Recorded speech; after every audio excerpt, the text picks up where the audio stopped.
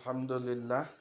এই যে তাদের আরেক বন্ধু এখন আইসা আবার যোগ দিয়েছে। তারা এই যে এরা আসলে এখনো শিশু, আমি মনে করি সপ্তম শ্রেণীর ছাত্র। এবার তাদের এই মহতি উদ্যোগ, তাদের পকেট মানি সেভ করে তারা হতদরিদ্র রাস্তার গরিব দুঃখীকে ইফতার বিতরণ করবে। তাদের পকেট মানির টাকা হতে বাজার করে এই যে ইফতার সামগ্রী তারা প্যাকেট করতেছে।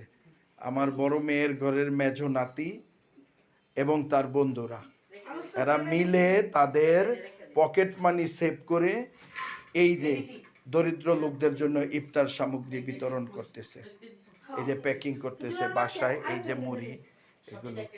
আল্লাহ পাক এভাবেই মানবিক মানুষ হিসেবে তাদেরকে উচ্চশিক্ষায় সুশিক্ষায় শিক্ষিত করে সমাজে সুপ্রতিষ্ঠিত করে দিন। তারা যেন উচ্চশিক্ষায় শিক্ষিত হয়ে দেশ এবং জাতির সেবায় নিজেদেরকে নিয়োজিত রাখতে পারে। আল্লাহ তাদেরকে কামিয়াব করুক।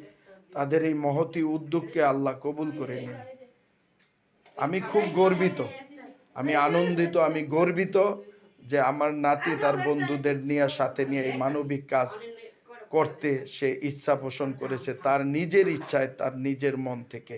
তার বন্ধুরা তাদের নিজেদের মন থেকেই উৎসাহিত হয়ে নিজেদের টাকা এগুলো করতেছে।